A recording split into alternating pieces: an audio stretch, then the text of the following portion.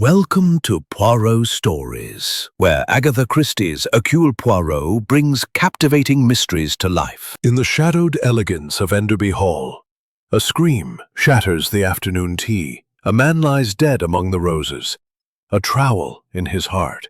Was it greed? Jealousy? A buried secret? Hercule Poirot, with his little gray cells, steps into a web of lies where everyone hides something.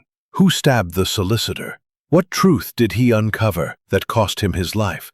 Unravel the mystery in this chilling tale of deception, where every clue leads to a shocking twist. Chapter 1. The Quiet Before the Storm.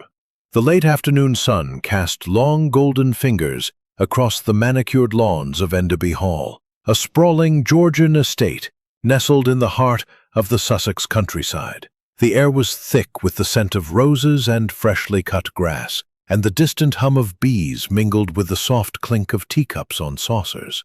It was, to all appearances, a scene of perfect tranquility, a tableau of English refinement at its most serene. Yet, beneath the polished surface of this gathering, a restless undercurrent stirred, like a shadow moving beneath still water. The occasion was a weekend house party, hosted by the widowed Lady Beatrice Enderby, whose invitations were as coveted as they were rare. Enderby Hall, with its ivy-clad walls and towering chimneys, had long been a stage for the elite, and this weekend was no exception. The guest list was a carefully curated ensemble, a blend of old money, new ambition, and quiet desperation. Each player in this social drama adorned with their own secrets, as carefully concealed as the jewels they wore. At the center of the terrace, Lady Enderby presided over the tea table with the grace of a queen, her silver hair catching the light as she poured Darjeeling with practiced precision. She was nearing 70, yet her sharp blue eyes missed nothing, not the fleeting glance between two guests, nor the slight tremor in a hand reaching for a scone. Her son, Reginald Enderby, lounged nearby, his handsome features marred by a petulant frown as he flicked ash from his cigarette. At 35, he was the heir to the Enderby fortune, though whispers of his gambling debts had begun to circulate in London's less discreet circles. Across from him sat Mrs. Clara Winthrop, a vivacious widow in her early 40s, arranged the tea tray with quiet efficiency. Her plain gray dress and downcast eyes belied a sharp intelligence, though none seemed to notice her beyond the occasional polite nod. The final guest was Captain Arthur Hastings, who had arrived at Enderby Hall at the insistence of an old friend in London. Hastings, ever the affable observer, sipped his tea and surveyed the scene with mild curiosity. He had no particular reason to be there, save for the promise of a restful weekend. But he could not shake the feeling that something was amiss. Perhaps it was the way Reginald's fingers tightened around his cigarette case, or the fleeting look of unease that passed between Mr. and Mrs. Caldwell. Whatever it was, Hastings felt a prickle of anticipation, as if the very air held its breath. "More tea, Captain Hastings," Lady Enderby's voice cut through his reverie, smooth and commanding. "Thank you, Lady Enderby," Hastings replied, offering a polite smile. "Your hospitality is impeccable, as always." She inclined her head, her smile a perfect blend of warmth and calculation. "One does one's best. It is so rare to gather such diverse company." Her words hung in the air, and Hastings noted the faint emphasis on diverse. He wondered if she referred to the social disparities among her guests, or something more personal. Before he could ponder further, a sharp cry pierced the calm. It came from the direction of the rose garden, beyond the neatly trimmed hedges that bordered the terrace. The guests froze, teacups poised mid-air. Lady Enderby rose, her composure unshaken, but her eyes narrowing. "What on earth was that?" Mrs. Winthrop asked, her hand fluttering to her throat. "Probably just a groundskeeper," Reginald muttered, though his voice lacked conviction. Dr. Marwood closed his notebook with a snap. "It sounded rather like distress. Perhaps we should investigate." Without waiting for agreement, Lady Enderby swept toward the garden, her guests trailing behind like a reluctant flock. Hastings followed, his curiosity now fully piqued. As they rounded the hedge, the sight that greeted them was one that would remain etched in their minds for days to come. There, sprawled among the roses, lay a figure, motionless, face down, with a crimson stain spreading across the pristine Gerald Ashby, a solicitor from London who had arrived only that morning to discuss matters of the Enderby estate. His spectacles lay shattered beside him, and a single rose petal clung to his bloodied shirt. "Good heavens!" Hastings murmured, his heart sinking. He had met Ashby briefly upon arrival, a quiet, unassuming man with a nervous habit of adjusting his tie. Now he was a corpse, his secrets silenced forever. "We must send for the police," Dr. Marwood said, his voice steady but strained. "And someone else," Lady Enderby added, her gaze fixed on Hastings. "Captain Hastings, you are a friend of that peculiar little Belgian detective, are you not?" "Monsieur Poirot?" Hastings blinked, startled by the sudden shift. Yes, I am. Hercule Poirot is a dear friend." "Then send for him," she said, her tone leaving no room for argument. "If there is foul play here, and I suspect there is, your Monsieur Poirot will find the truth." As the group dispersed to await the authorities, Hastings stood rooted to the spot, his mind racing. The serene afternoon had shattered, and in its place lay a mystery as tangled as the roses that surrounded the lifeless Mr. Ashby. He could almost hear Poirot's voice in his mind, admonishing him to observe, to think, to use his little grey cells. With a final glance at the body, Hastings turned toward the house to send a telegram. Enderby Hall, he sensed, was about to become the stage for a drama far darker than any of its guests could have imagined. Chapter 2. The Shadow of Death. The twilight deepened over Enderby Hall, casting long, jagged shadows across the oak-panelled drawing-room where the guests had gathered after the grim discovery in the rose garden. The air was heavy with unease, the earlier civility of the tea-party replaced by a strained silence, broken only by the occasional crackle of the fire in the grate. The police had not yet arrived, delayed by a sudden downpour that turned the Sussex lanes into quagmires, and the house seemed to hold its breath, as if waiting for the next act in an unfolding tragedy. Captain Arthur Hastings stood by the tall windows, peering out at the rain-lashed grounds. The image of Mr. Gerald Ashby's lifeless body lingered in his mind. Dishevelled, clutched a glass of sherry, and stared into the flames, her earlier vivacity extinguished.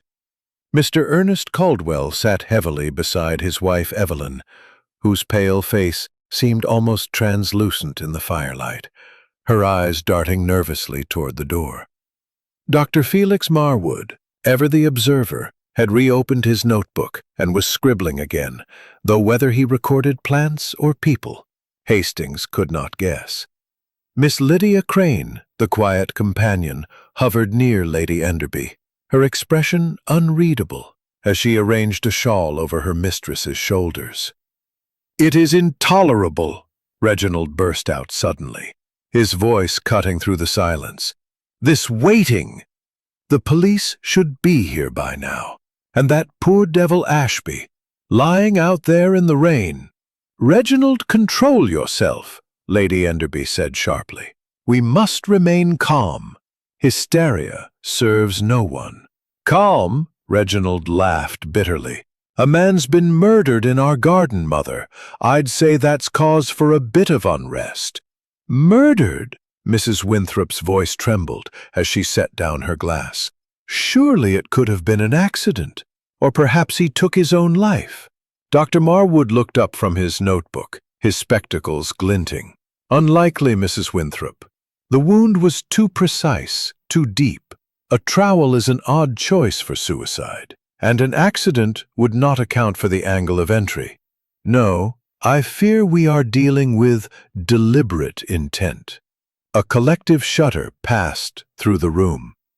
Evelyn Caldwell pressed a handkerchief to her lips, her eyes wide with fear.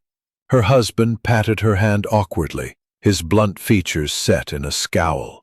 "This is nonsense," he growled. "Ashby was just a solicitor. Who'd want to kill a man like that?" "Who indeed?" Lady Enderby murmured, her gaze sweeping the room. "Mr. Ashby arrived this morning to discuss matters pertaining to the estate. He was not a stranger to us, yet nor was he a friend. His presence here was purposeful." Hastings caught the faint emphasis on purposeful and filed it away for later consideration. He was about to speak when a sharp knock at the door. "Captain Hastings!" Lady Enderby's voice drew him back. "Is it from your detective?"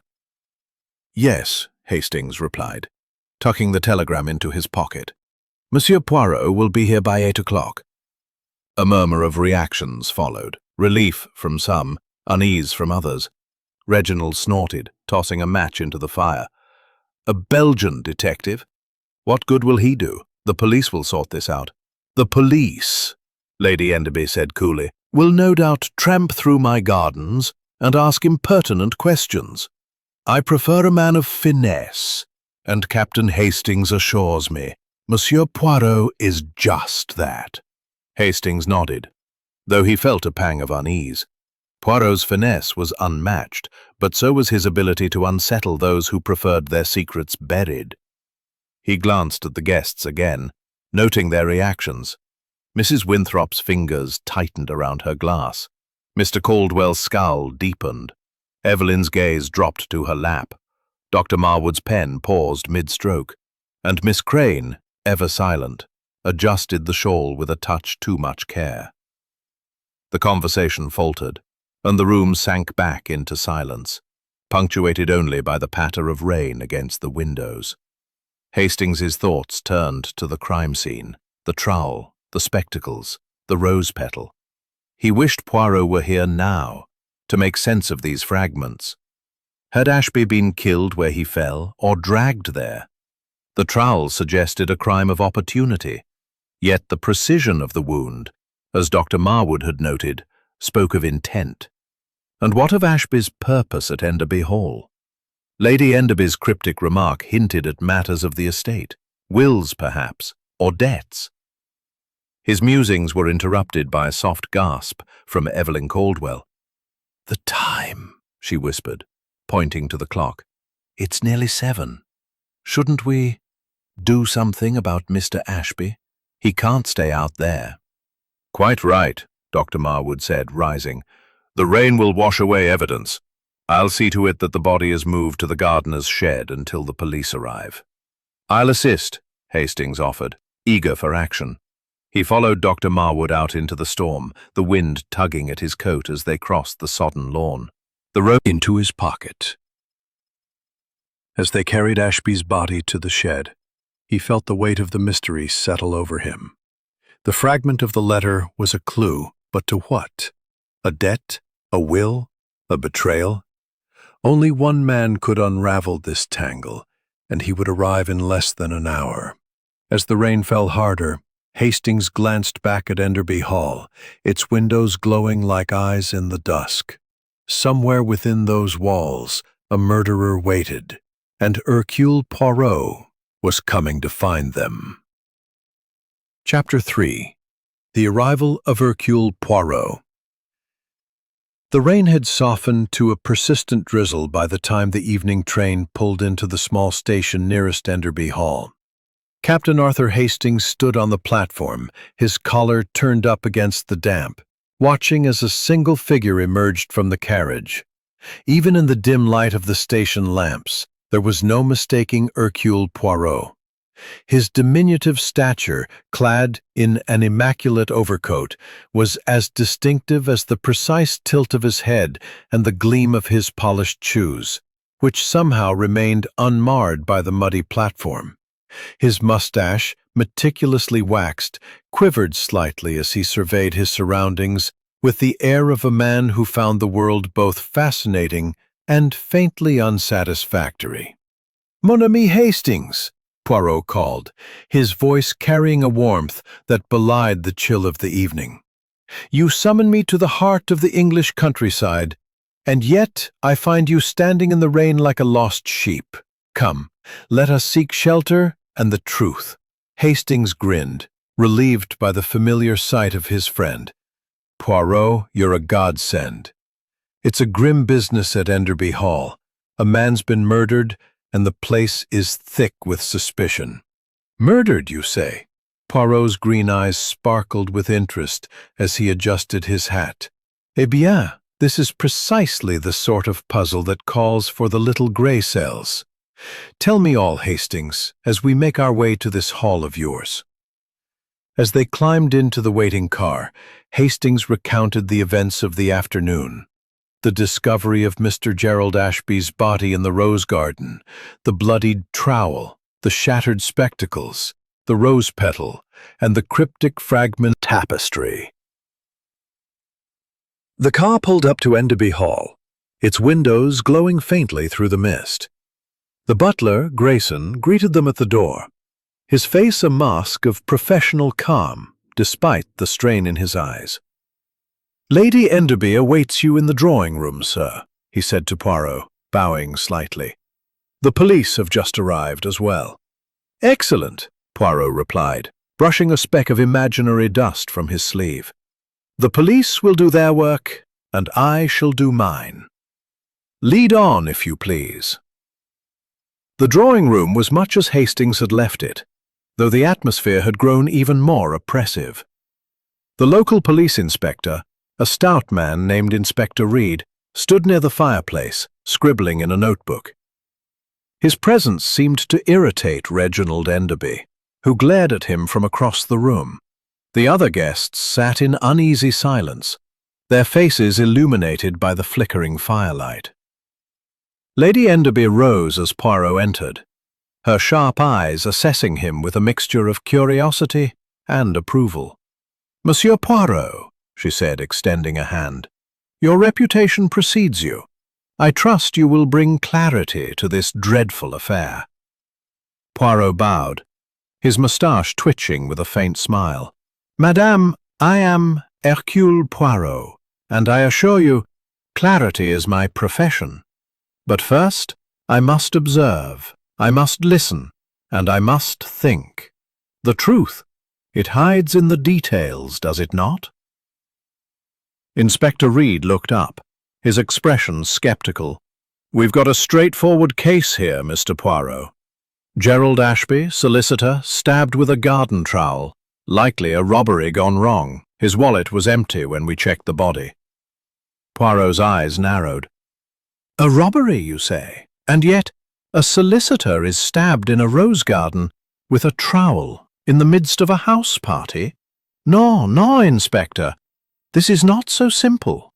The wallet may be empty, but the mind of the murderer is full of purpose." The inspector bristled but said nothing, returning to his notebook. Poirot's gaze swept the room, lingering on each guest in turn. Hastings watched, fascinated, as his friend's keen eyes seemed to peel back the mist as he examined the spot where Ashby had fallen. The ground was churned with mud, the roses trampled where the body had lain. Poirot crouched, his movements precise, and studied the earth. "Here," he said, pointing to a faint indentation near the hedge. "A footprint, partially washed away but not entirely. It is small.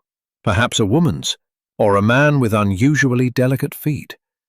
And here," he moved the torch to a cluster of roses, "a thorn, bent at an odd angle as if someone brushed past in haste." Inspector Reed snorted. "Footprints and thorns? That's hardly evidence, Mr. Poirot." Poirot smiled faintly. "To you, perhaps it is nothing. To Hercule Poirot, it is a whisper of the truth. Tell me, Inspector, at what time was Mr. Ashby last seen alive?" "According to the guests," Reed said, consulting his notes, "he was at tea on the terrace until about 4 o'clock. After that he excused himself to take a walk. The body was found at 5:30. "An hour and a half," Poirot mused. "Time enough for many things. And the trowel, where is it now?" "In the shed with the body," Reed replied. "We'll have it examined for fingerprints. Bon. And the letter fragment Hastings found. It is with you. Hastings handed it over, and Poirot studied it again, his expression thoughtful. This letter, he said, it speaks of urgency, of matters unresolved. I must know more of Mr. Ashby's purpose here. Lady Enderby mentioned the estate. There is a will, perhaps, or debts. Reed shrugged. We'll look into it. For now, I'm more interested in who was where between 4 and 5:30. Bien sûr, Poirot said, his tone deceptively mild. And I shall be interested in who is not what they seem. Come, Hastings, let us return to the house. The night is young, and the secrets are many. As they walked back through the drizzle, Hastings felt a familiar thrill. Poirot was in his element, his mind already weaving the scattered threads of the mystery into a pattern only he could see. Enderby Hall loomed ahead, its window evening. Inspector Reed had retreated to a corner, his notebook open but his expression skeptical, as if he doubted the little Belgian detective could uncover anything his own inquiries had missed. Lady Beatrice Enderby, ever the regal hostess, sat with her hands folded, her gaze fixed on Poirot as if measuring his worth. The other guests, Reginald Enderby, Mrs. Clara Winthrop, Mr. and Mrs. Caldwell, Dr. Felix Marwood, and Miss Lydia Crane, sat in a loose semicircle, their postures betraying varying degrees of unease. Monsieur et Madame, Poirot began, his voice soft yet resonant. A tragedy has occurred in this house, and it is my task, nay, my duty, to uncover the truth. Mr. Gerald Ashby, a solicitor of some repute, lies dead, struck down in the rose garden with a garden trowel. This is no accident, no sudden impulse. It is murder, calculated and deliberate. And so, I must ask you to assist me. I wish to know your movements between 4 o'clock, when Mr. Ashby left the terrace, and 5:30 when his body was discovered. A murmur of protest rippled through the room. Reginald Enderby stood abruptly, his face flushed. This is absurd. Are we all suspects now? I was in the billiard room, if you must know, playing a game with Caldwell. Mr. Ernest Caldwell nodded grudgingly. That's right. We were there from about 4:15 until the cry was heard. Didn't see Ashby at all. Poirot's eyes gleamed. And you, Monsieur Caldwell, you confirm this alibi entirely? There was no moment when you were apart? Caldwell hesitated, his broad face darkening. Well, I stepped out for a cigarette on the veranda around 4:30, just for a few minutes. Reginald was still at the table when I returned. Interesting, Poirot said, his tone neutral. A few minutes, you say? And during this time, Monsieur Enderby, you remained in the billiard room alone? Reginald shrugged, his petulant barely concealed. I suppose so. I was practicing shots, didn't think to check the clock. Poirot turned to Mrs. Clara Winthrop. Hear anything unusual? A cry, perhaps, or footsteps? Evelyn shook her head, her eyes darting to her husband. No, nothing. I was absorbed in my book. Dr. Felix Marwood cleared his throat, drawing Poirot's attention. I was in the conservatory, he said, his tone measured, examining Lady Enderby's orchids. I'm something of a botanist, you see. I was there from 4 until the body was found. Alone, Monsieur Marwood? Poirot asked. The doctor adjusted his spectacles. Quite alone. The conservatory is a quiet place, perfect for study. Poirot nodded, then turned to Miss Lydia Crane, who had remained silent, her grey dress blending into the shadows of the room. And you, Mademoiselle Crane, you are the companion to Lady Enderby, oui? Where were you? Lydia's voice was soft but clear. I was with Lady Enderby in her sitting room, going over household accounts. We were there until the cry came from the garden. Lady Enderby inclined her head. "Miss Crane speaks the truth. We were together the entire time." Poirot's lips curved into a faint smile. "Most satisfactory. And yet one of you, or perhaps someone else in this house, knows more than they have said. The trowel. It was not an idle choice. The rose garden. It was not a random stage. And this letter." He produced the smeared fragment from his pocket, holding it up for all to see. "This speaks of matters urgent, of the estate, of time running out. Who among you knows what Mr. Ashby intended to settle?" A tense silence followed. Reginald's jaw tightened, and Clara's glass slipped from her fingers, landing soundlessly on the thick carpet. Evelyn Caldwell pressed her handkerchief to her lips, and even Dr. Marwood's pen paused in its scratching. Only Lady Enderby remained impassive, though her eyes narrowed slightly. Inspector Reed, who had been listening with growing impatience, stepped forward. "That's enough for now, Mr. Poirot. I'll take statements in the morning. For now, everyone should stay in the house. No wandering about." Poirot bowed slightly. "Of course, Inspector. Tomorrow I shall speak with the staff. Grayson, the butler, and the gardeners. They see much, yet are seen little, and I must examine Mr. Ashby's belongings. There will be clues, Hastings, hidden in plain sight." As they moved toward the guest wing, Hastings felt a chill that had little to do with the damp night air. Poirot's calm confidence was reassuring, but the web of lies and half-truths was growing ever more tangled. In the quiet of Enderby Hall, the little grey cells were at work, and Hastings knew that nothing, not a footprint, not a glance, not a single rose petal, would escape Hercule Poirot's notice. Chapter 5. The Red Herrings.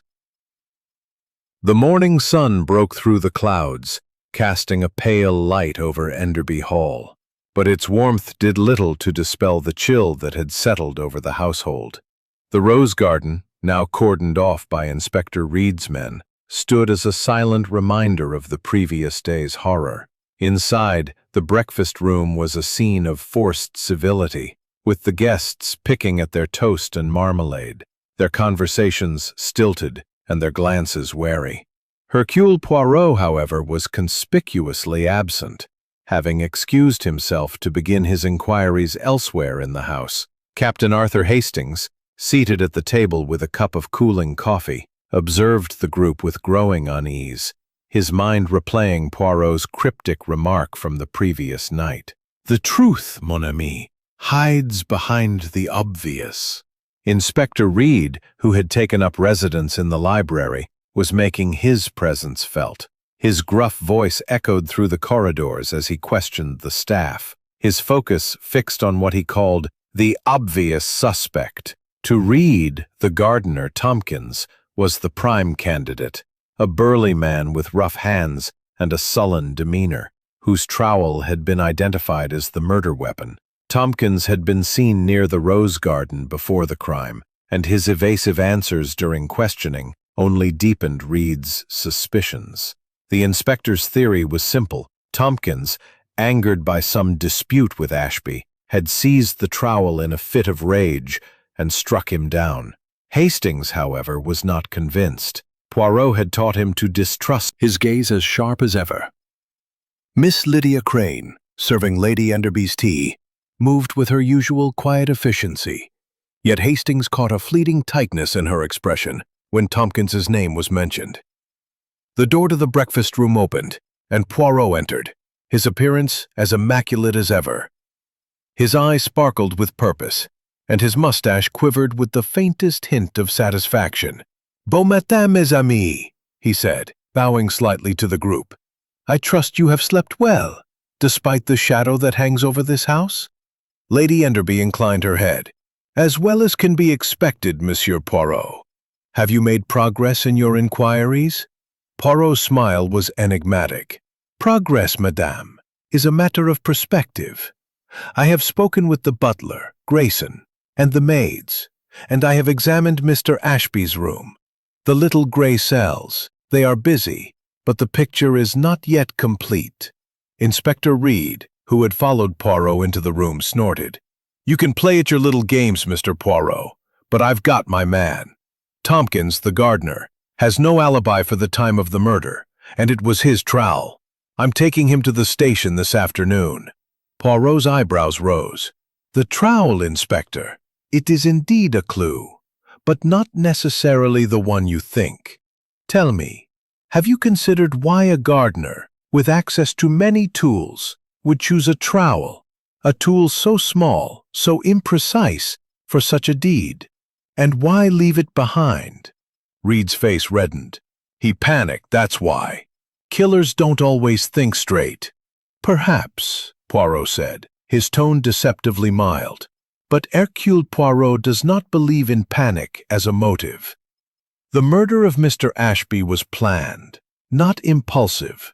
The trowel, it was chosen for a reason, perhaps to mislead." A murmur of unease passed through the room. Clara Winthrop's cup rattled in its saucer, and Evelyn Caldwell's napkin fell to the floor in a flurry of shredded pieces. Hastings leaned forward, intrigued. Poirot was planting seeds of doubt, and the guests were beginning to wilt under his scrutiny. "What did you find in Ashby's room?" Hastings asked. "Changes to the inheritance of Enderby Hall. I wonder who among you knew of this?" The question hung in the air, unanswered. Reginald, who had returned unnoticed to the doorway, froze, his cigarette case halfway to his lips. Clara's smile faltered, and Dr. Marwood's hand twitched as if reaching for his absent notebook. Even Miss Crane paused in her task, her eyes briefly meeting Poirot's before dropping to the tea tray. Inspector Reed broke the silence. "This is all speculation, Mr. Poirot. I'm sticking with Tompkins until you show me something solid." Poirot inclined his head. "As you wish, Inspector. But I advise you to look beyond the trowel. It is, how you say, a red herring, a distraction from the true path." As Reed stormed out, muttering about fanciful foreigners, Poirot turned to Hastings. "Come, mon ami, let us take a walk. The rose garden calls, and there are details yet to be uncovered." Outside, the air was crisp, the ground still damp from the previous night's rain. Poirot led the way to the cordoned-off rose garden, his steps precise despite the mud. He paused at the spot where Ashby's body had been found, his torch once again illuminating the scene. "Observe, Hastings," he said, pointing to the trampled roses. "The struggle was brief, but not without purpose. The trowel was thrust with force, yet the body was not moved far. The murderer was here, in this garden, and they knew exactly what they were doing." Hastings frowned. "But the trowel, why use it at all? There must be better weapons in a place like this." "Exactement," Poirot's eyes gleamed. "The trowel is a message, a symbol. It points us to the gardener, yes, but too obviously. Someone wishes us to look at Tompkins and no further. But Hercule Poirot looks deeper." He knelt, examining the ground near the hedge. "The footprint I noted last night. It is clearer now in the daylight. Small, as I said, but also deep. The person who made it was not running but standing still, perhaps watching. And here," he plucked a tiny scrap of fabric from a thorn, holding it up to the light. "Blue silk, Hastings." Library, where Hercule Poirot had requested to meet with Captain Arthur Hastings. The room was a sanctuary of leather-bound books and heavy silence, its shelves towering like sentinels over the unfolding drama. Poirot stood before a small writing desk, his gloved hands delicately turning over the contents of Mr. Gerald Ashby's briefcase, which Inspector Reed had reluctantly allowed him to examine.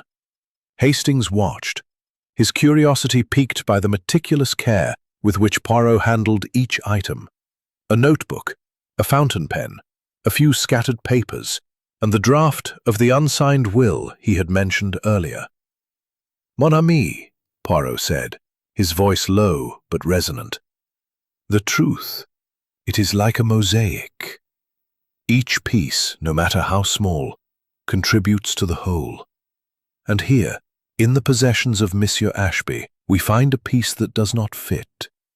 He held up a small leather-bound notebook, its pages filled with Ashby's precise handwriting.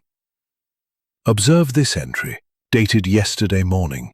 Hastings leaned closer, peering at the page Poirot indicated. The entry read, "Meeting with L.E. at 4:30 p.m. Urgent.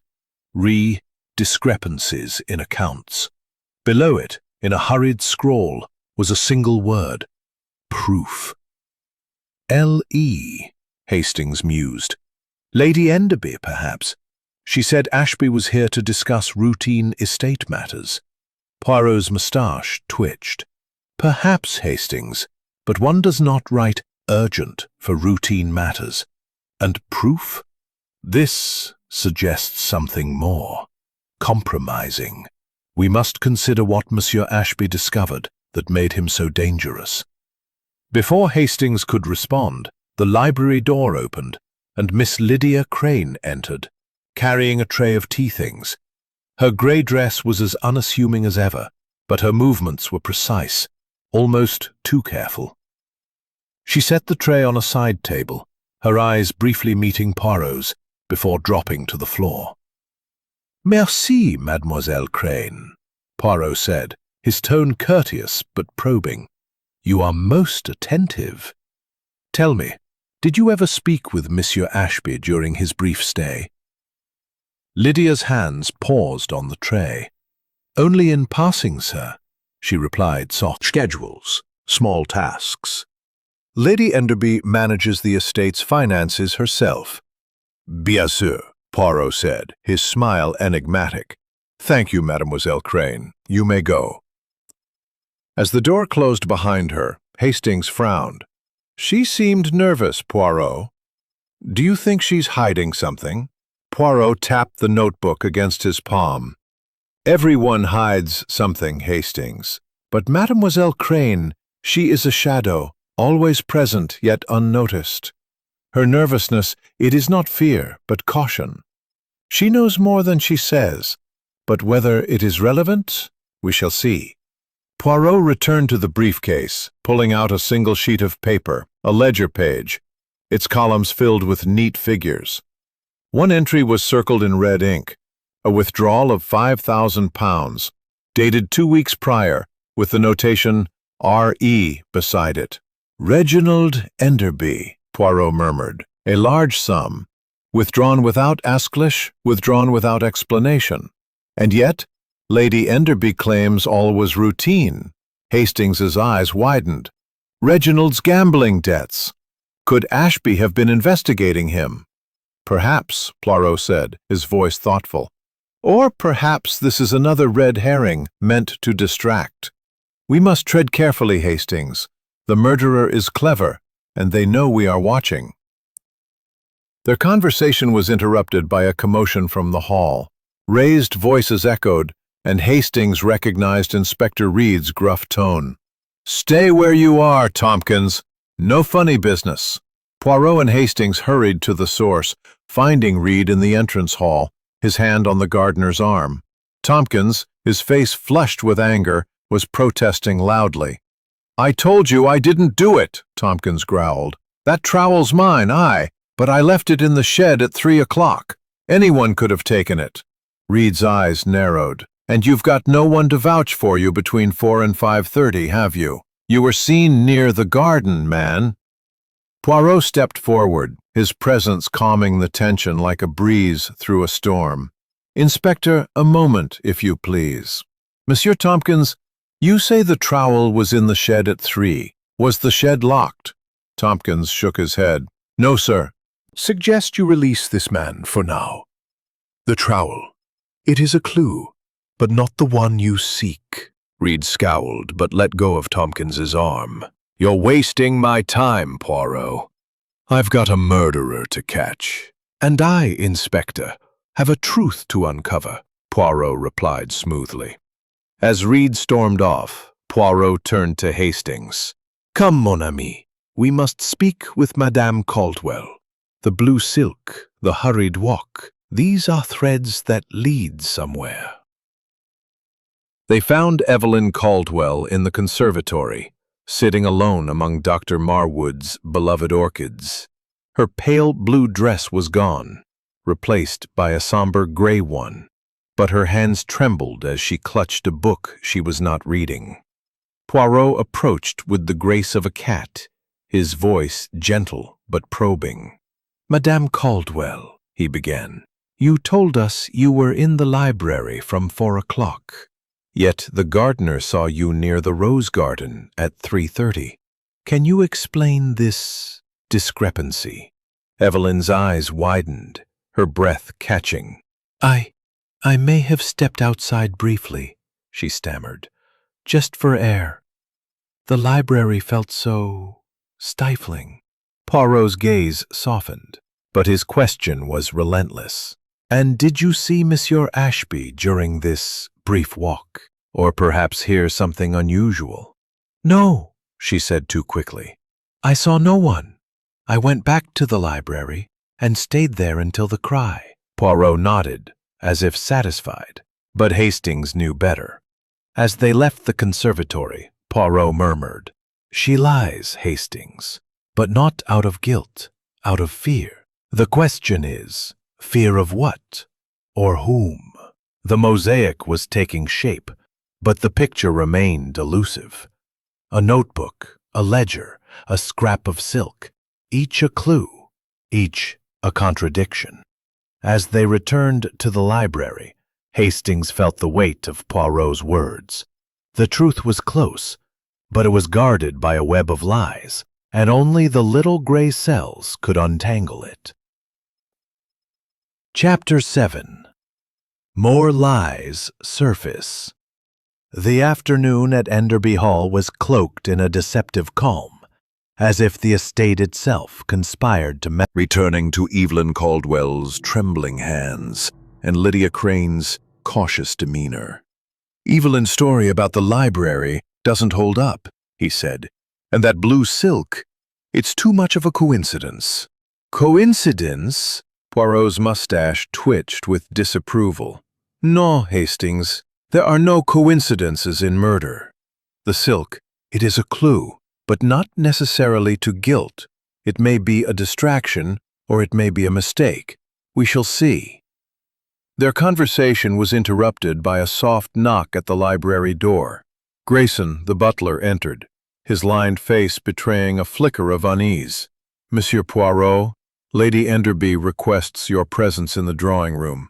She wishes to discuss matters pertaining to Mr. Ashby's visit." Poirot's eyes narrowed slightly. "Merci, Grayson. We shall come at once." As the butler withdrew, Poirot turned to Hastings. "The lady of the house grows impatient. This is good. Impatience leads to revelations." The drawing room was as elegant as ever, its polished surfaces reflecting the soft light of a chandelier. Lady Beatrice Enderby sat in her usual high-backed chair, her silver hair gleaming, her posture as regal as a queen holding court. But her sharp blue eyes held a new intensity, and her hands, usually so still, betrayed a faint restlessness as she adjusted her shawl. The other guests were absent, save for Reginald, who lounged by the fireplace, his cigarette smoke curling lazily upward. "Monsieur Poirot," Lady Enderby began, her voice measured, "I understand you have been examining Mr. Ashby's papers. I feel it is time I clarified his purpose here, lest you draw erroneous conclusions." Poirot inclined his head, his expression one of polite curiosity. "I am all attention, madame. Pray, enlighten me." Lady Enderby's gaze flickered to her son, who avoided her eyes. "Mr. Ashby was retained to review the estate's financial records," she said. "There have been irregularities in recent months, withdrawals unaccounted for that threatened the stability of Enderby Hall. I asked him to investigate discreetly." "Withdrawals such as the £5,000 noted in his ledger?" Poirot asked. "Produce in future should Reginald's debts become unmanageable." Mr. Ashby was to prepare a draft, but it was not finalized. Hastings glanced at Reginald, whose jaw was clenched, his cigarette now crushed in his hand. The air in the room grew taut, as if a storm were brewing beneath the polished surface. Poirot, however, remained serene, his fingers steepled as he studied mother and son. "Most illuminating," he said. "But tell me, madame, did anyone else know of Mr. Ashby's investigation? Or of the will?" Lady Enderby's lips tightened. "Only Miss Crane, who assists with my correspondence, and possibly Grayson, who overheard us discussing arrangements. I trusted Mr. Ashby's discretion." Poirot nodded, filing away this information. "Merci, madame. Your candor is most helpful. But I must ask, where were you between 4 and 5:30 yesterday, when Monsieur Ashby met his end?" Lady Enderby's eyes widened slightly, but her voice remained steady. "As I told you, I was in my sitting room with Miss Crane, reviewing accounts. We did not leave until the cry from the garden, and you, Monsieur Reginald." Poirot turned to the younger Enderby, who shifted uncomfortably. "I told you, I was in the billiard room with Caldwell," Reginald snapped, "until he stepped out for his blasted cigarette. I didn't see Ashby, and I didn't kill him." Poirot's smile was enigmatic. "Of course, monsieur. But the truth, it has a way of revealing itself, no matter how deeply it is buried." As they left the drawing room, Hastings whispered, "Reginald's got a motive, Poirot. If Ashby was about to expose his debts, or cut him out of the will, that's reason enough to kill." Poirot shook his head. "Motive, yes, but not proof. Reginald is impulsive, but is he clever enough to stage such a crime? The trowel, the rose garden. These are choices of a mind more subtle. No, Hastings, we must look elsewhere." Their next stop was the servants' quarters, where Poirot sought out Grayson. The butler was polishing silver in a small anteroom, his movements methodical, but his eyes wary. Poirot wasted no time. "Monsieur Grayson," lies tightening. "Mrs. Winthrop said she was in her room," he said. "But now Grayson places her near the garden. And Evelyn Caldwell was seen there too. What's going on, Poirot?" Poirot's eyes twinkled. "What is going on, mon ami, is that the truth is beginning to emerge. The lies, they overlap, they contradict. Mrs. Winthrop, Madame Caldwell, perhaps others, they were not where they claim. And the notebook, with its mention of L.E. and proof, it points to a secret that someone would kill to protect."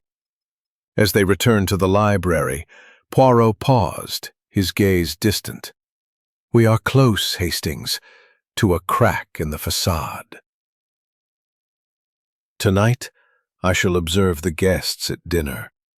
The pressure, it builds, and someone will falter. The little gray cells, they sense it." Hastings nodded, his heart racing. The mosaic was growing clearer, but the picture it formed was still shrouded in shadow. Somewhere in Enderby Hall, a murderer was watching, and Poirot was closing in.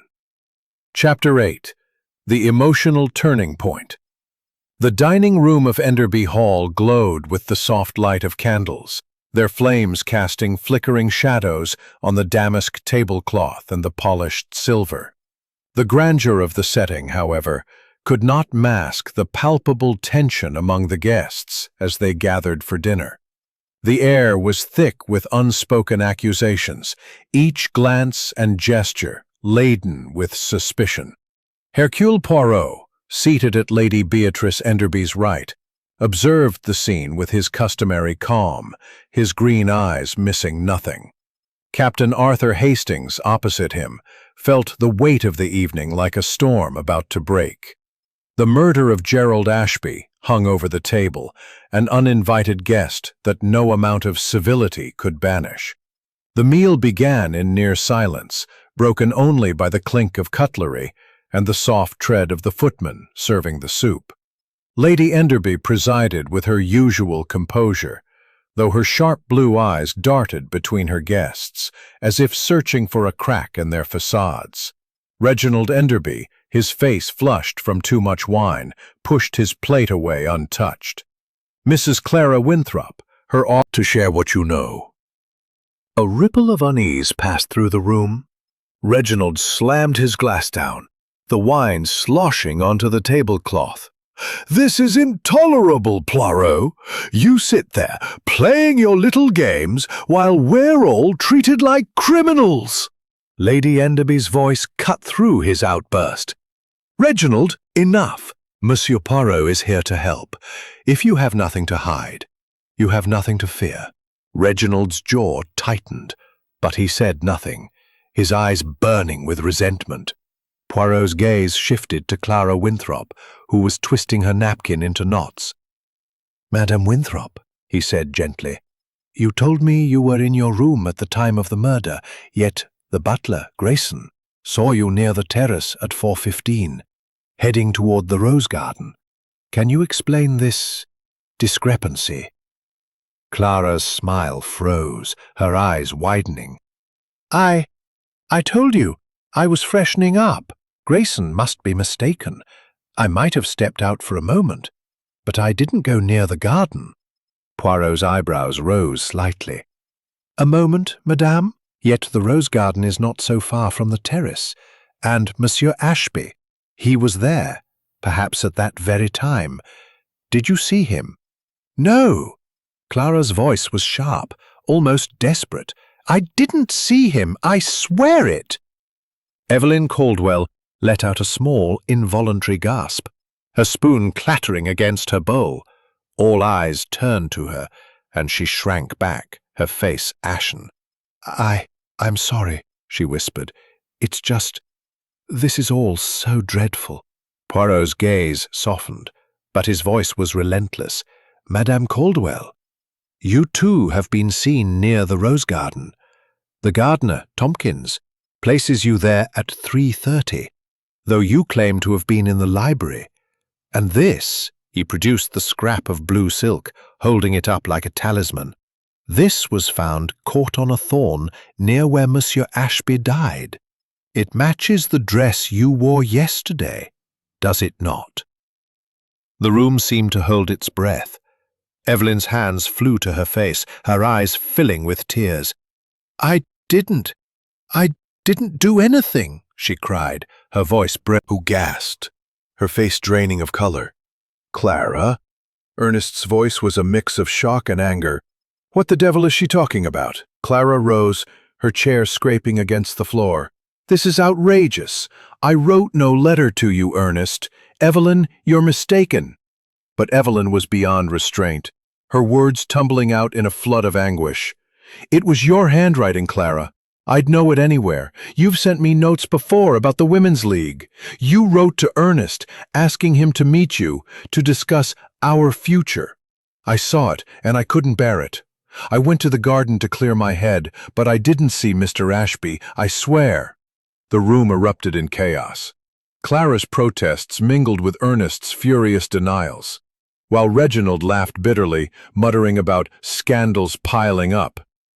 Lady Enderby's voice cut through the din like a blade. "Enough! This is my house, and I will not have it descend into a circus." Poirot raised a hand, and the room fell silent, his presence commanding despite his small stature. "Merci, madame. Madame Caldwell, this letter, where is it now?" Evelyn wiped her eyes, her voice trembling. I tore it up and threw it in the library fireplace. I didn't want to believe it, but it hurts so much." Poirot nodded, his expression unreadable. "And you, Madame Winthrop, you deny writing this letter?" "Absolutely," Clara said, her voice shaking with indignation. "I've never written to Ernest. It's a lie, or a mistake." Poirot's gaze lingered on her, then shifted to Evelyn. "We shall see. The truth, it has a way of revealing itself, even when burned to ashes." As the dinner resumed in strained silence, Hastings leaned toward Poirot, whispering, "Do you believe Evelyn?" "About the letter?" Poirot's eyes twinkled. I believe she believes it, Hastings. But a letter that is burned cannot be verified. And that is most convenient for someone. The emotional outburst, it reveals much: jealousy, betrayal, fear. But it also obscures. We must look beyond the tears. As the guests dispersed, their faces etched with unease, Hastings felt the mystery deepen. Evelyn's confession had cracked open a web. Chapter 9. The Trap. The evening at Enderby Hall had settled into an uneasy hush, the revelations at dinner leaving a residue of mistrust that clung to the air like damp fog. The guests had retired to their rooms, their faces pale and their voices subdued. But Hercule Poirot was far from idle. In the library, he sat at the writing desk, his small, precise hands arranging his notes with the care of a jeweler setting stones. Captain Arthur Hastings stood by the fireplace, watching the dying embers, his mind racing with the implications of Evelyn Caldwell's outburst. The letter she claimed to have found, the accusations against Clara Winthrop, the denials, all had stirred the pot of suspicion. But Poirot's calm demeanor suggested he was ready to turn the heat higher. "Mon ami," Poirot said, his voice soft but commanding, "tonight we set a trap. The murderer, they are clever, but they are not infallible. The pressure, it builds, and they will make a mistake. We must be ready to catch it." Hastings turned, intrigued. "A trap? What do you have in mind, Poirot?" Poirot's eyes gleamed with mischief. "We shall gather the guests once more, under the pretense of sharing new evidence. I shall apply, how you say, the psychological pressure, and we shall see who cracks. The little gray cells, they tell me that the truth is near, but it requires a nudge to emerge." Hastings nodded, his pulse quickening. "And what evidence will you share? The letter fragment? The silk?" Poirot's mustache twitched. "Not precisely, Hastings. I shall reveal just enough to unsettle, but not so much as to show my hand. The murderer, they watch us closely. They know we are close, and they will act to protect their secret." With Grayson's assistance, Poirot arranged for the guests to reconvene in the drawing room at 9 o'clock. The atmosphere was tense as they filed in, their faces a mix of curiosity and dread. Lady Beatrice Enderby took her usual place, her expression unreadable, but her eyes sharp. Reginald slouched in a chair, his cigarette case empty and his temper frayed. Clara Winthrop sat rigidly, her auburn curls pinned tightly, her gaze avoiding Evelyn Caldwell, who clutched her husband. "Something most significant, a clue that points to the heart of this mystery." He paused, letting the tension build, his eyes sweeping the room. In Monsieur Ashby's notebook, there is an entry. "A meeting with L.E. at 4:30, concerning discrepancies in accounts and proof. This meeting, I believe, was the prelude to his murder. Someone in this house knew what he had discovered, and they killed to keep it hidden." A murmur of unease rippled through the room. Lady Enderby's fingers tightened on her shawl, and Reginald's cigarette case fell from his hand, clattering on the floor. Clara Winthrop's lips parted, but she said nothing, while Evelyn Caldwell's breath hitched audibly. Poirot continued, his voice steady. "The trowel. It was chosen to implicate the gardener Tompkins, a convenient scapegoat. But the true murderer is among us, in this room. And I have found another clue, a second letter, hidden in Monsieur Ashby's room, which reveals the nature of the proof he held." This was a bluff, Hastings knew, for Poirot had mentioned no second letter, but the effect was immediate. Clara Winthrop gasped, her hand flying to her throat, while Ernest Caldwell's face darkened with fury. "What letter?" he demanded. "You're making this up, Poirot." Poirot's smile was serene. "Am I, Monsieur Caldwell? Then why does Madame Winthrop look so alarmed? And why does Madame Caldwell tremble?" "The letter. It speaks of a secret, a financial one perhaps, or one of the heart. Who among you feared what Monsieur Ashby knew?" Evelyn Caldwell rose, her voice shaking. "I told you about the letter I found. It was from Clara, to Ernest. I burned it. I didn't kill anyone, I swear." Clara sprang to her feet, her face flushed. "Stop this, Evelyn. I wrote no such letter. You're trying to pin this on me to cover your own guilt." The room erupted in accusations, voices overlapping in a cacophony of anger and fear. Reginald shouted at Clara. Ernest bellowed at Evelyn, and even Dr. Marwood's calm facade cracked as he scribbled furiously in his notebook. Only Lady Enderby and Lydia Crane remained silent, though moving quickly. Ernest's face paled, but before he could respond, Lydia Crane spoke, her voice quiet but firm. "Monsieur Poirot, I must say something. I saw Mr. Caldwell near the terrace, not the garden, at 4:30. He was smoking, as he said, but I also saw someone else." The room fell silent, all eyes on Lydia. Poirot's gaze was piercing. "Who, Mademoiselle Crane?" Lydia hesitated, her hands twisting together. "It was Dr. Marwood. He was coming from the direction of the rose garden, just before the cry. He looked distressed." Dr. Marwood's spectacles glinted as he stood, his voice sharp. "That's preposterous. I was in the conservatory, studying orchids. Miss Crane, you're mistaken, or lying." Poirot's smile was enigmatic. "We shall see, Monsieur Marwood." The trap, it is said, and the truth will not stay hidden long. As the guests dispersed, their faces etched with fear and suspicion, Hastings whispered to Poirot, "Was there really a second letter?" Poirot chuckled softly. "No, mon ami, but the suggestion of one has stirred the waters. Lydia's revelation, Marwood's reaction, they tell us much. The murderer is nervous, and soon they will make their mistake." Hastings felt a chill as they left the drawing room. The trap had been sprung, and the net was closing. But who would be caught in it? The little grey cells were at work, and Poirot was one step closer to the truth. Chapter 10. The Reveal.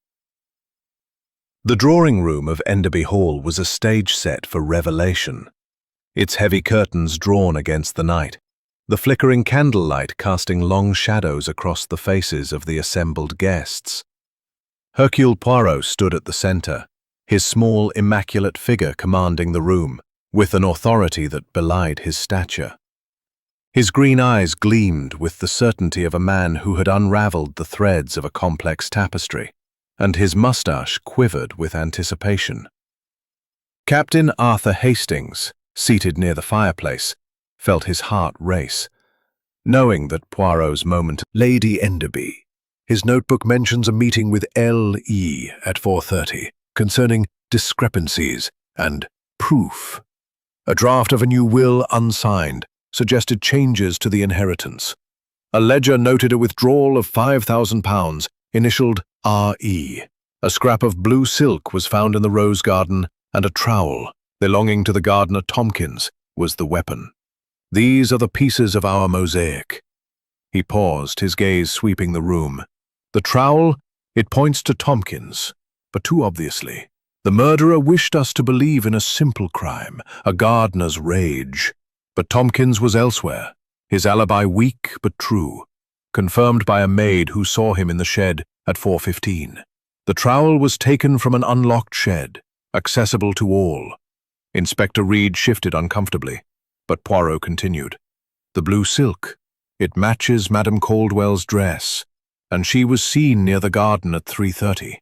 She admits to being there, upset by a letter she claims to have found. A letter from Madame Winthrop to her husband Ernest, suggesting an affair. Yet Madame Winthrop denies writing it, and the letter is burned, unprovable.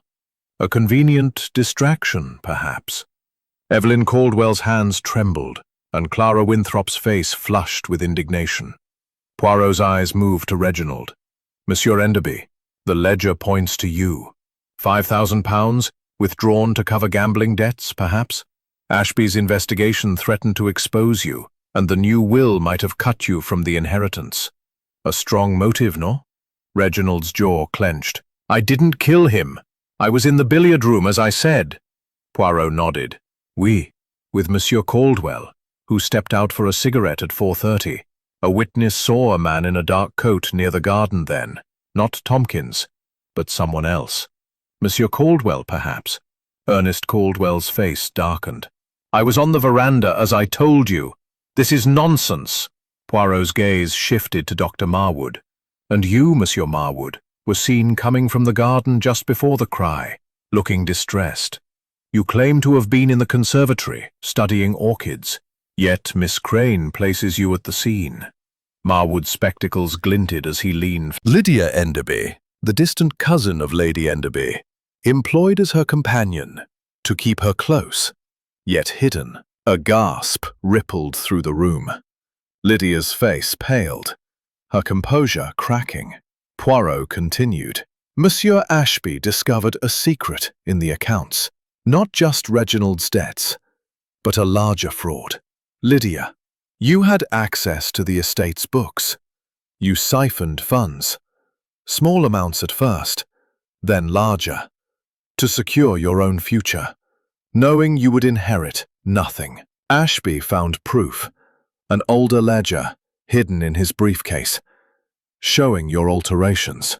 He arranged to meet you at 4:30 in the Rose Garden to confront you. Lydia's voice was a whisper. That's absurd. I didn't. Poirot raised a hand.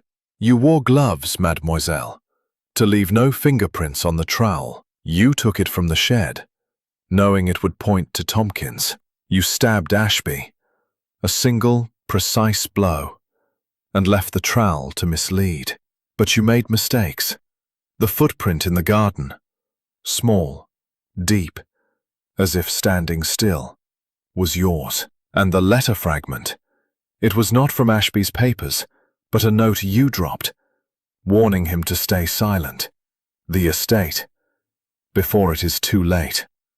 Your words, meant to threaten. Lydia's hands trembled, her eyes darting to the door. You can't prove any of this.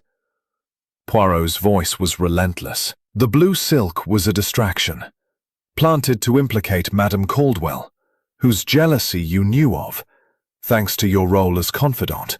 The letter she found was forged by you, mimicking Madame Winthrop's hand, to sow chaos. But the ledger, the notebook, the footprint, they betray you. And Grayson, the butler, saw you slip into the garden at 4:20, not returning until after the cry. Lydia rose, her face crumpling. I only wanted what was mine. The estate was crumbling. Reginald's debts, Lady Enderby's blindness to it. I deserved something for my years of service. Lady Enderby's voice was ice. Lydia, you betrayed my trust. Inspector Reed stepped forward. His skepticism burden stood silent. The trampled roses already beginning to recover under the careful hands of the gardeners. Inside, the atmosphere was one of quiet exhaustion. The guests of the house party, subdued by the revelation of Lydia Crane's guilt. Hercule Poirot, however, was as composed as ever, his immaculate suit and waxed mustache a stark contrast to the disheveled emotions around him.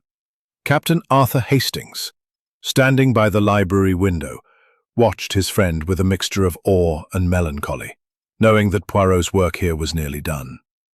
The library, with its towering shelves and lingering scent of old leather, had become Poirot's sanctuary during the investigation. Now he sat at the writing desk, his small hands folding away the notes and clues that had led to the unmasking of the murderer. The ledger, the letter fragment, the scrap of blue silk, all were neatly stored, their secrets laid bare. Hastings joined him, settling into a chair with a sigh. Poirot, he said, his voice low, You've done it again. Lydia Crane, Miss Enderby, I suppose. Never would I have suspected her. She seemed so unremarkable. Poirot's green eyes twinkled, a faint smile curving beneath his mustache. Mon ami, it is precisely the unremarkable who are often the most dangerous. Mademoiselle Crane, she was a shadow, moving unnoticed, yet seeing all. Her position as companion gave her access. Her quiet demeanor gave her invisibility. But the little grey cells, they see beyond the facade. Hastings nodded, still marveling at the precision of Poirot's deductions. The footprint, the forged letter, the trowel, it all fit together so perfectly. But how did you know it was her, and not Reginald or Evelyn or even Marwood? Poirot leaned back, his fingers steepled. It was a matter of psychology, Hastings. Reginald, he is impulsive, driven by passion, not calculation. His debts gave him motive, but not the subtlety to stage such a crime. Madame Caldwell, her jealousy was real, but her fear was of betrayal, not of exposure. The blue silk, it was a clever misdirection, planted by a stroke of genius, sowing discord to cloud the truth. Hastings shook his head, marveling. It's always the details with you, Poirot. The smallest things, a footprint, a word, a glance. Précisément, Poirot said, his voice soft but firm. The truth, it is in the details, but also in the heart. Lydia Crane, she was driven by resentment, by years of servitude in a house where she felt entitled to more. Her crime was not just for money, but for pride, for a sense of justice she believed she deserved. This, Hastings, is why Hercule Poirot studies not only the clues, but the souls of those involved. A knock at the door interrupted them. Grayson entered, his face as composed as ever, though his eyes held a trace of relief. Monsieur Poirot, Captain Hastings, Lady Enderby wishes to see you in the drawing-room before you depart. They followed Grayson to the drawing-room, where Lady Enderby sat alone, her silver hair catching the morning light. Her sharp blue eyes softened as she regarded Poirot. Monsieur Poirot, she said, her voice steady but tinged with gratitude. You have saved Enderby Hall from a shadow far darker than I imagined. Lydia, I trusted her, and she betrayed me. But thanks to you, justice will be done. Poirot bowed slightly. Madame, it is my duty to seek the truth, and I am glad to have served you. But I caution you, guard your house well, for secrets have a way of lingering. Lady Enderby nodded, her expression resolute. I shall. The estate will be restructured, and Reginald's debts addressed. You have my thanks and my admiration. As they left the drawing-room, Hastings felt a pang of melancholy. The case was solved, the murderer caught, but the scars of suspicion would linger among the guests. What now, Poirot? He asked, as they stepped into the hall, their bags already packed by the efficient Grayson. Poirot adjusted his hat, his eyes distant. Now, mon ami, we return to London. The train awaits, and there are other puzzles, other truths, waiting for Hercule Poirot.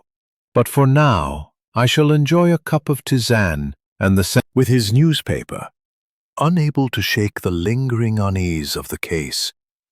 Lydia Crane's confession, Poirot's masterful unraveling of the mystery, and the stunned silence of the guests all replayed in his mind. Yet something felt unfinished, as if a final piece of the puzzle remained just out of reach. Poirot, Hastings ventured, folding the newspaper. You were brilliant, as always. Lydia Crane, Miss Enderby, caught in your trap, her motives laid bare. But I can't help wondering, was there more to it? The way Lady Enderby spoke of the estate, Reginald's debts, the forged letter. There's a sense of something unresolved. Poirot's mustache twitched, his green eyes gleaming with a familiar spark. Mon ami, your instincts, they improve. Yes, there is always more beneath the surface, even when the murderer is caught. The truth, it is like an onion. Peel one layer, and another lies beneath. But the crime, it is solved. Lydia killed Monsieur Ashby to protect her theft, her pride, her future. Yet the echoes of her actions, they ripple through Enderby Hall. Hastings leaned forward, intrigued. Echoes? You mean the impact on the family? Précisément, Poirot said, his voice soft but deliberate. Consider, Hastings, the secrets we uncovered. Reginald's gambling, a drain on the estate. Madame Caldwell's jealousy, fueled by a forged letter but rooted in real mistrust. Madame Winthrop's indignation, masking her own vulnerabilities. And Lady Enderby, a woman of strength, yet blind to the betrayal under her roof. These are not mere details. They are the threads of human nature, woven into the fabric of this crime. Hastings frowned. But Lydia acted alone, didn't she? You said the forged letter was her doing, to throw suspicion on Evelyn and Clara. Poirot nodded. Oui, the letter was her creation, a clever misdirection. But consider why it worked so well. Madame Caldwell believed it because her marriage is fragile, her trust in Monsieur Caldwell shaken long before this weekend. The letter was a spark, but the fire was already Note, not the fragment we discussed, but another, tucked inside the lining. It was a personal note from Lady Enderby to Ashby, thanking him for his discretion and urging him to protect the family name at all costs. Hastings blinked, startled. Protect the family name? From what? Reginald's debts? Perhaps, Poirot said, his voice low, or perhaps something deeper. Lady Enderby is a woman of pride, Hastings. She knew of the irregularities, yes, but I suspect she also knew of Lydia's true identity as her cousin long before I revealed it. Why else employ a distant relative as a companion, keeping her close yet subordinate? I believe she suspected Lydia's disloyalty, but could not bring herself to act until Ashby's findings forced her hand. Hastings leaned back, processing this. So, Lady Enderby might have known more than she let on? But she didn't kill Ashby. No, Poirot said firmly. Her hands are clean of murder, but her heart carries the weight of secrets. She allowed Lydia to remain, perhaps out of pity, perhaps out of fear for the scandal. This too is an echo of the crime, a family bound by pride and silence, even as it unravels. The train lurched forward, resuming its journey. Hastings gazed out the window, the countryside blurring past. It's a sad business, Poirot. Enderby Hall seemed so grand, so perfect, but it was rotting from within. Poirot nodded, his eyes distant. It is the way of grand houses, Hastings. They stand tall, but their foundations are often weak. The little gray cells, they see the cracks, the hidden flaws. This is why I do what I do, not just to catch a murderer, but to bring light to the shadows, to give truth its moment. A comfortable silence settled between them, broken only by the rhythmic clatter of the train. Hastings felt a sense of closure, though tinged with melancholy.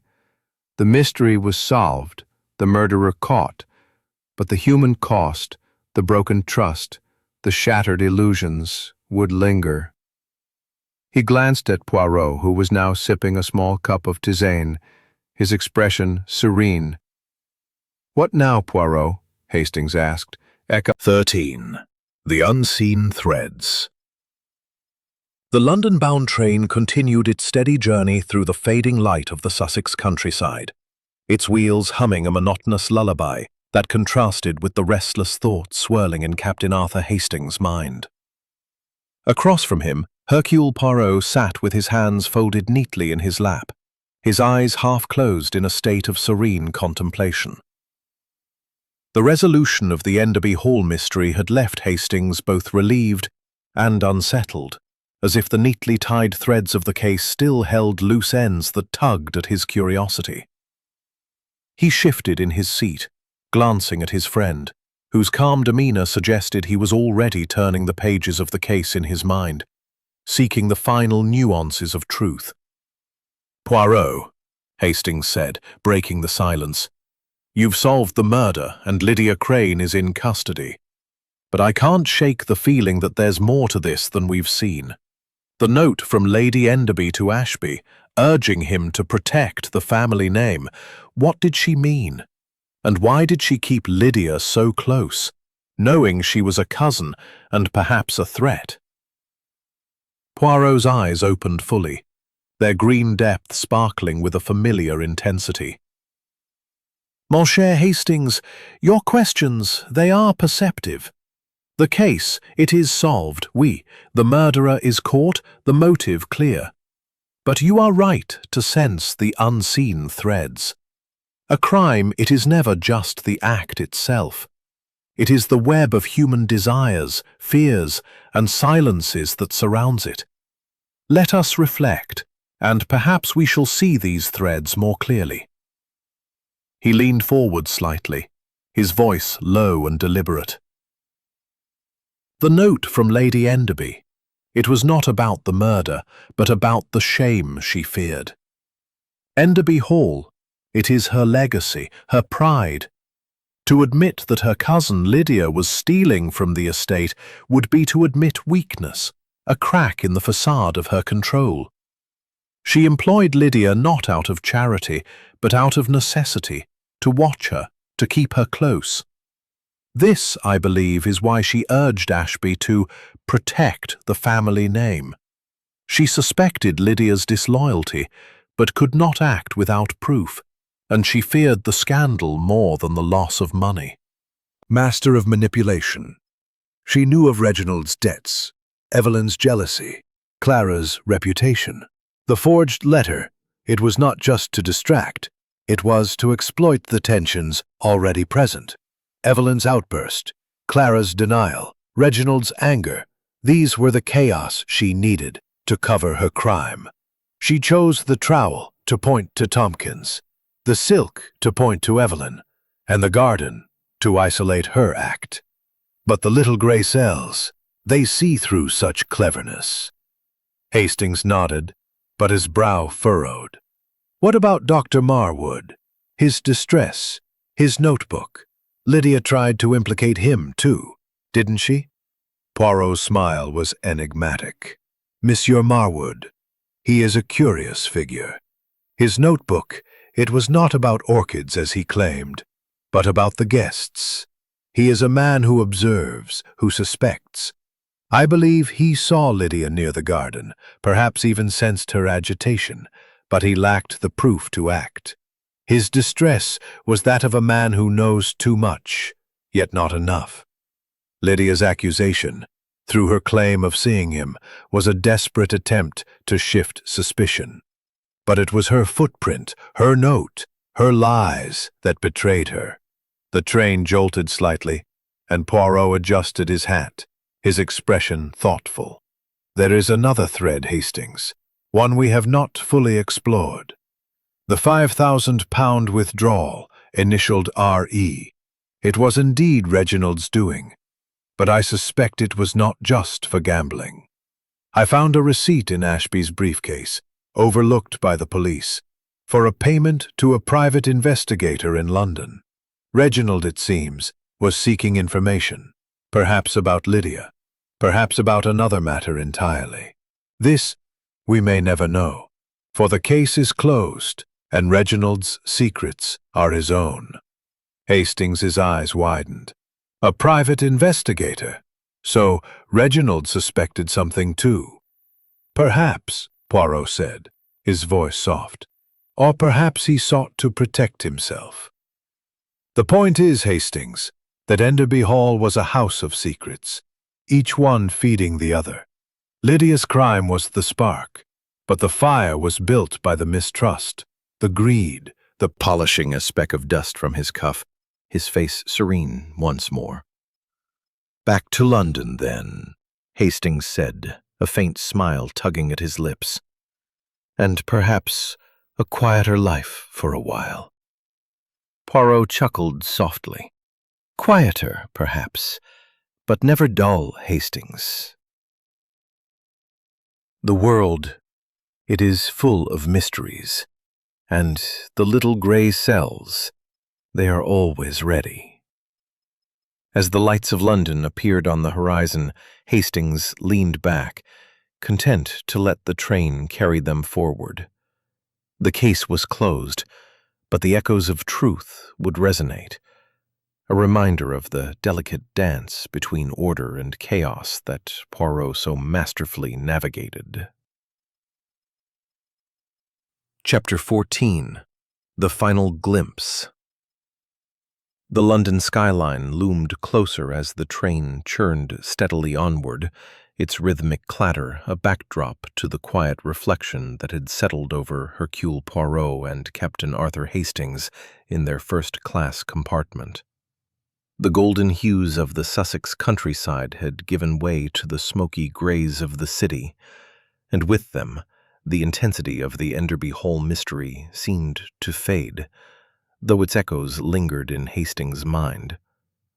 He glanced at Poirot, who sat with his hands folded, his green eyes fixed on some distant point, his expression one of serene satisfaction tempered by a trace of melancholy. The case was solved, the murderer unmasked, yet Hastings sensed that Poirot was still turning over the final threads of the affair, seeking the last nuances of truth.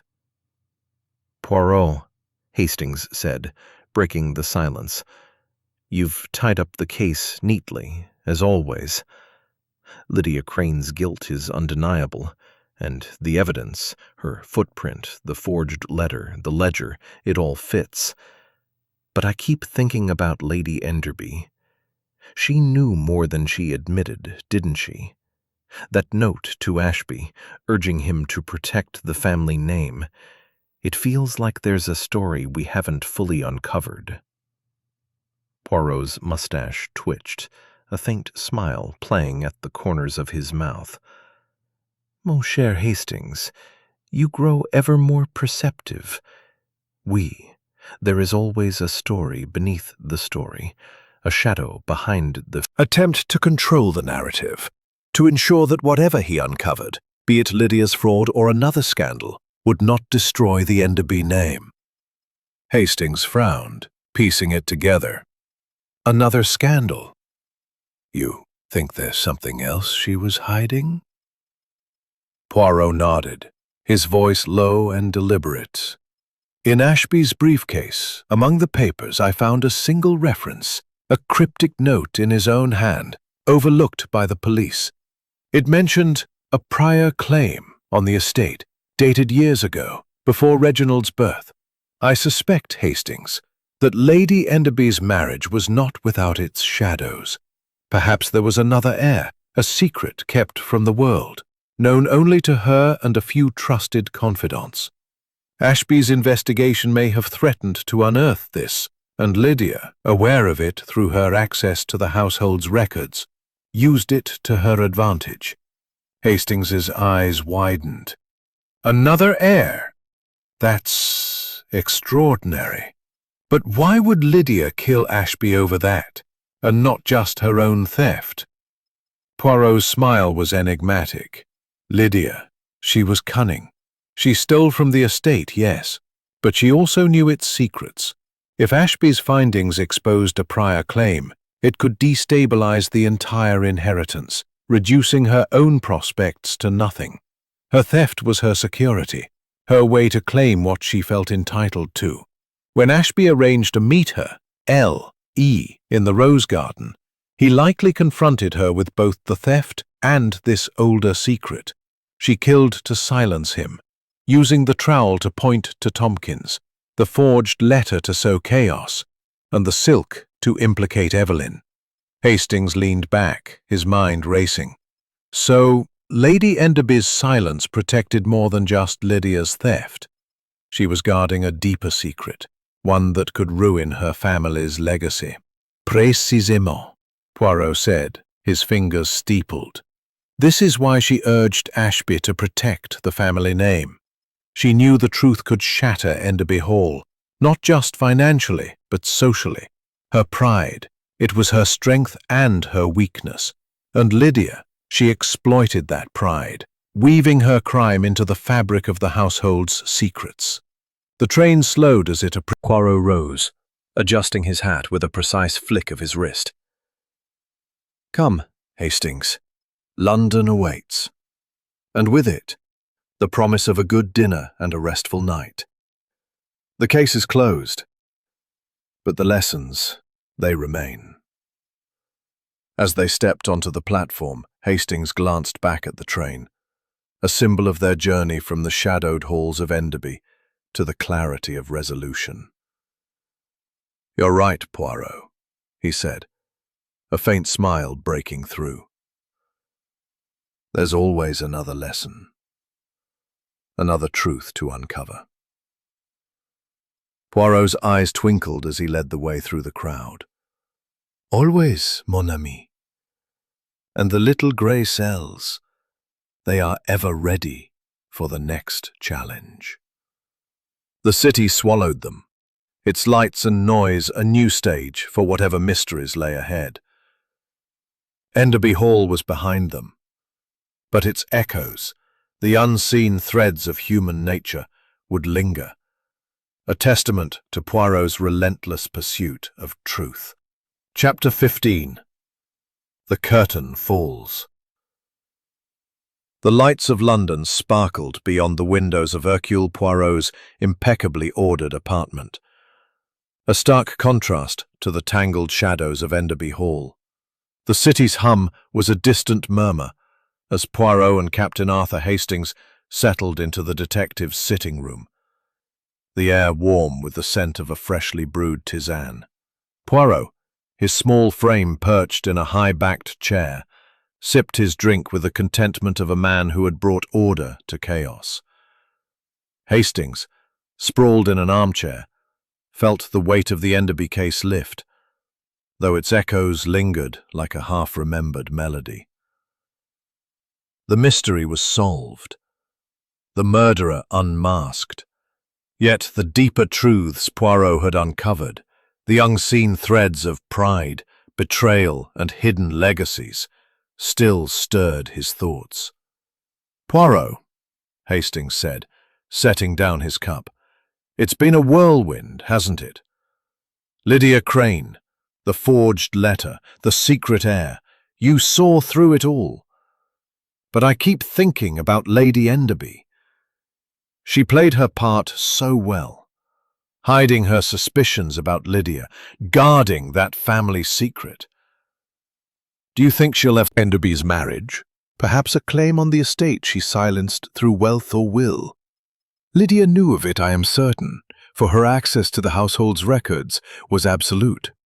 She used it to justify her theft, believing herself entitled to a share of what was denied another. But without Ashby's proof, it remains a shadow. And I, Hercule Poirot, do not chase shadows when the crime is solved. Hastings nodded, though his mind lingered on the possibilities. And the others, Reginald, Evelyn, Clara, Marwood, they're all left to pick up the pieces, aren't they? Oui, Poirot said, his voice softening. Reginald, he must face his debts and his mother's scrutiny, perhaps to become a better man, or perhaps not. Madame Caldwell, her jealousy exposed, must rebuild trust with her husband, if it is possible. Madame Winthrop, her reputation bruised by the forged letter, will carry the sting of suspicion. And Monsieur Marwood, the observer, he will write his notes and watch the world, but he will not act. Each carries their burden, Hastings, as we all do. The room fell silent, the ticking of a clock the only sound. Hastings gazed at the fire, its flames a faint echo of the drama at Enderby Hall. It's a grim picture, Poirot, he said at last. A house full of secrets, a murder born of greed and pride. Yet you brought it to light. As always, Poirot set down his tisane, his expression one of quiet satisfaction. The light, mon ami. It is what I seek. The little gray cells. They are not content with darkness. Murder. It is a violation of order, of justice. To solve it, to reveal the truth, is to restore balance, even if the cost is great. At Enderby Hall, I saw not just a crime, but a tapestry of human frailty. Pride, envy, fear. To understand it is to understand why I do what I do. Hastings smiled, warmed by his friend's conviction. You're a marvel, Poirot. I don't know how you do it. See through the lies, the distractions, and find the truth every time. Poirot's eyes twinkled. It is not magic, Hastings.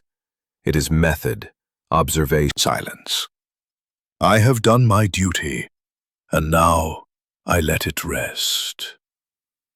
As the fire crackled and the city hummed beyond the windows, Hastings felt a sense of closure.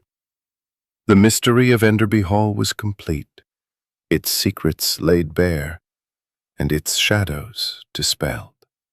Poirot rose, adjusting his cuffs with a precise gesture. Come, Hastings. A walk in the London air, perhaps, and then a fine dinner. The world it turns, and new puzzles await. Hastings grinned, rising to follow his friend. Lead on, Poirot. With you, there's never a dull moment.